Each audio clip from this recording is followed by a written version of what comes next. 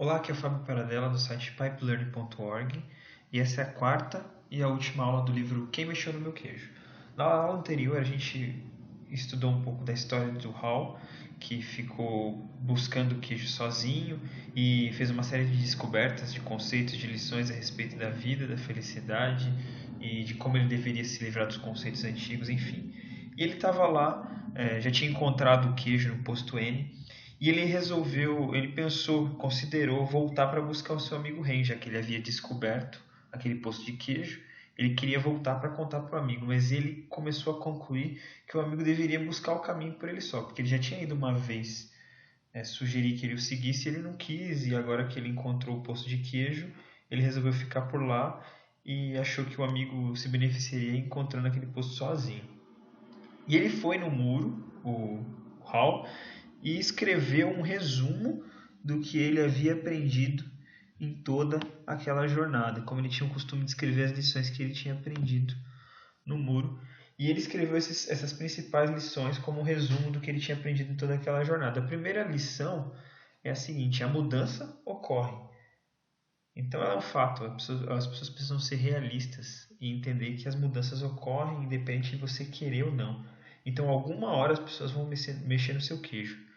Seja ele sua carreira, o seu emprego, a sua empresa, os planos que você tem para o futuro, alguma hora vai vir algum agente externo e talvez mude os seus planos e você precisa estar preparado e adaptado para isso. A segunda lição que ele escreveu nesse resumo é: antecipe a mudança. Se você sabe que as mudanças vão ocorrer, você precisa ter um olhar à frente para saber os sinais de que essa mudança está ocorrendo ou vai ocorrer, para você se antecipar e não ser pego de surpresa. Então você precisa preparar caso você chegue algum dia e o seu queijo não esteja no lugar. Monitore a mudança. Essa é a terceira lição. É bom você sempre cheirar o queijo com frequência para saber se ele está ficando velho.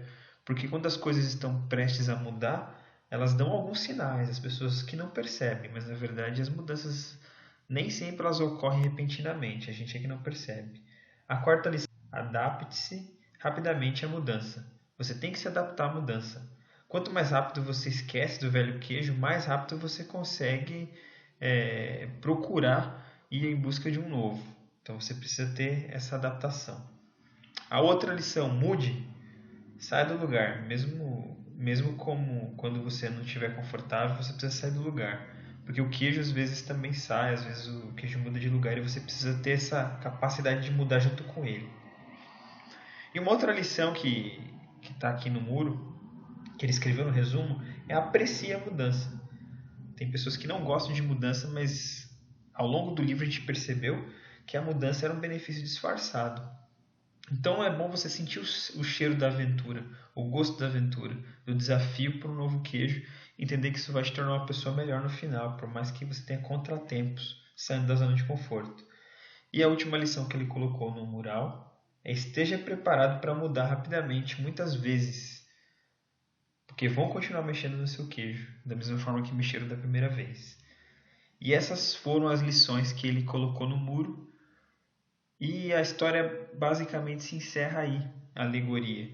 Lembrando que era uma alegoria contada por um dos colegas para os outros da sala, ex-colegas, que estavam discutindo lições aprendidas ao longo da vida. E é possível extrair muitas lições e conceitos empresariais dessas histórias que a gente viu aqui. E eu fiz um apanhado geral para você poder perceber que a história trata de 4 personagens, basicamente, e cada personagem tem um perfil diferente. E é isso que eu queria que você visse um pouquinho antes da gente finalizar aí. Temos 4 personagens. Esse aqui primeiro é o Hal, que foi o que a gente falou sobre ele a maior parte do tempo. Tem o Ham, que é o amigo dele.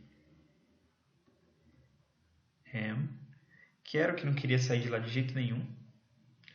Tem o Sniff, que era o primeiro ratinho. E tem o Scurry, que era o segundo ratinho. Esses eram os personagens, basicamente. E é importante entender que cada um tem um perfil diferente, eles representam tipos de pessoas e tipos de empresas diferentes. Eu fiz um quadrante aqui, você está vendo, ó, que está classificando ele conforme algumas características. Por exemplo, essa linha aqui, essa linha vertical, ela classifica os personagens do mais conservador, do mais inovador para o menos inovador. Então, quem está mais acima do quadrante é inovador e quem está mais abaixo é conservador. E da mesma forma que na linha horizontal, aqui eu estou classificando quem é mais rápido e aqui quem é menos rápido, quem é mais devagar. Então, vamos começar a analisar os personagens, vocês vão entender o que eu estou querendo dizer. O Sniff ele está considerado aqui no quadrante da inovação como um personagem inovador. Por quê? Porque ele era o ratinho que vivia farejando. Ele estava sempre em busca de um queijo. Por mais que ele não pensasse muito, ele estava sempre em busca de um queijo farejando. Farejar era a principal característica dele. Então, no quadrante aqui, ele está considerado como inovador. Ele está do lado da inovação. E aqui na questão entre ser devagar e rápido, ele é considerado rápido também. Por quê? Porque como ele está sempre farejando, ele encontra primeiro o queijo. O seu amigo Scurry, ele também é considerado rápido, porque ele corre. O forte dele é correr.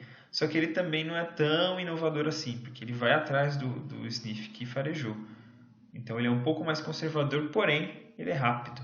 Então o Scurry é considerado rápido e um pouco mais conservador.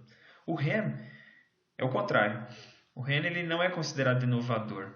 Você viu que ele não quis sair de jeito nenhum lá para buscar um novo queijo. Ele é considerado conservador.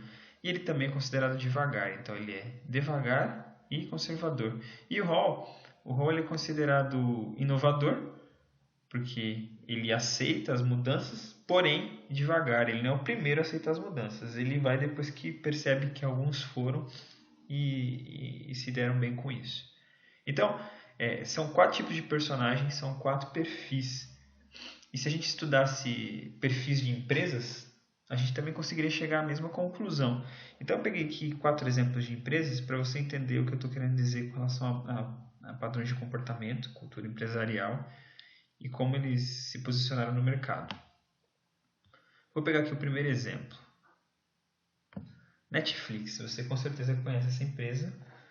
Não sei se você sabe como ela surgiu, mas basicamente era uma locadora em 98 que resolveu inovar através da venda e do aluguel de filmes mesmo, filmes físicos, e ela entregava na sua casa o filme vendido ou alugado pelo correio. Esse era o negócio inovador do Netflix em 98.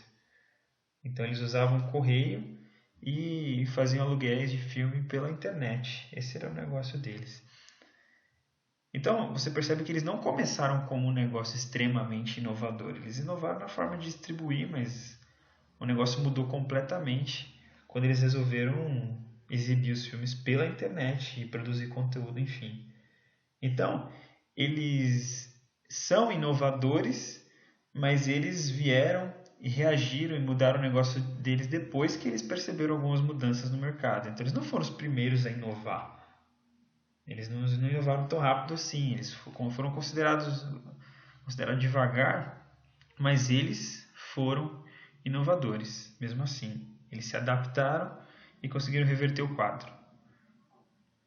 Percebe aqui a diferença de um para o outro?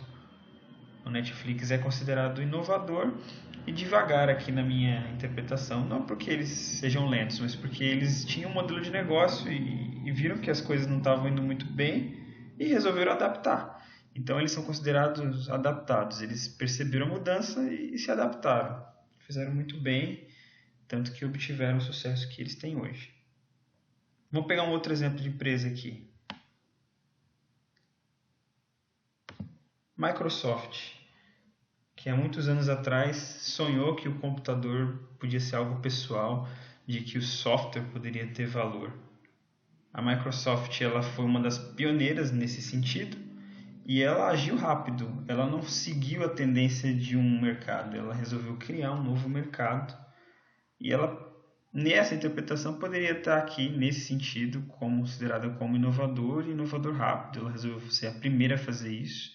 Ela farejou uma oportunidade e foi atrás. Ela não percebeu uma tendência e foi depois. Certo? Vamos para um outro exemplo de empresa aqui.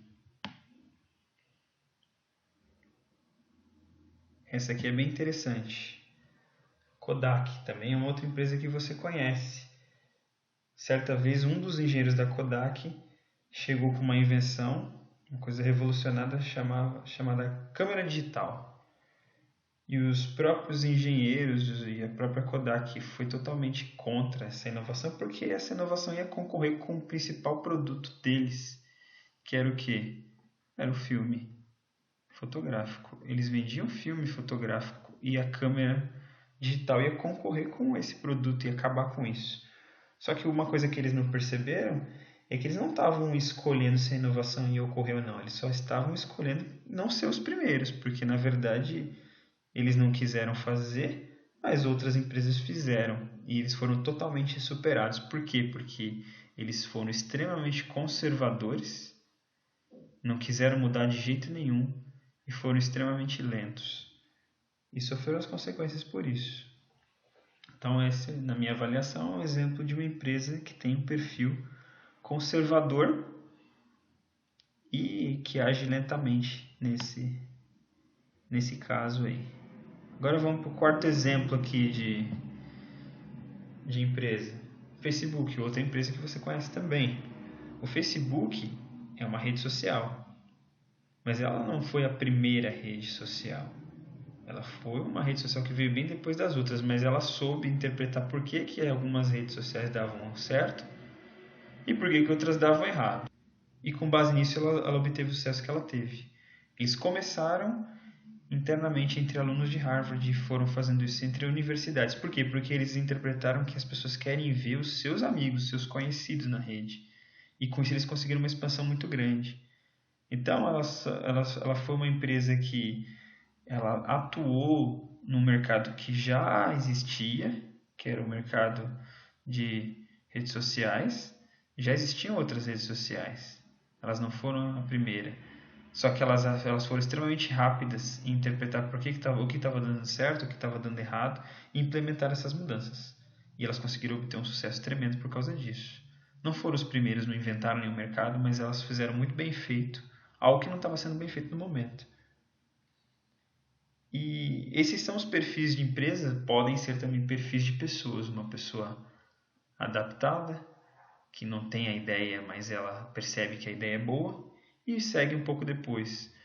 Tem um inovador, que fareja sempre a ideia inicialmente e a primeira aí. Tem o produtor, que apesar de não farejar a ideia, ele é muito prático e executa. E também tem um conservador, que é o camarada ou a empresa, que não aceita mudar de jeito nenhum, porque ela tem um direito adquirido e não quer perder esse direito de jeito nenhum. E ela é conservadora e age lentamente. E o Hall ele percebeu que, ao escrever essas coisas na parede ao longo da história toda, ele estava deixando uma pista que o Ren talvez pudesse seguir algum dia e chegar onde ele chegou. Lendo os sinais, ele ia ter um caminho ali, uma trilha para seguir. E lembrando também que, às vezes, inovar não é necessariamente você trocar de lugar, às vezes é você trocar de comportamento. Às vezes a sua empresa não significa que você tem que mudar de empresa, de emprego ou de carreira, mas você precisa mudar de comportamento. A mudança sempre vem e se ela for bem-vinda, se você estiver preparado para ela, você vai se adaptar muito melhor. Então esse é um livro que trata sobre mudanças, na minha opinião, ele é muito interessante, cheio de conteúdo, apesar de parecer simples, apesar de parecer uma história infantil. Ele é cheio de lições para o mundo empresarial, para o mundo corporativo, para a vida prática também, e quem se adapta melhor acaba sobrevivendo e se antecipando às tendências. Então esse basicamente é o livro Quem Mexeu no Meu Queijo. Obrigado por ter acompanhado a gente. Se você gostou, curte por favor nosso vídeo, assina o nosso canal no YouTube e também você pode entrar lá e criar uma conta no nosso site, onde tem outros livros e você pode estudá-los à vontade. Muito obrigado e até o próximo vídeo.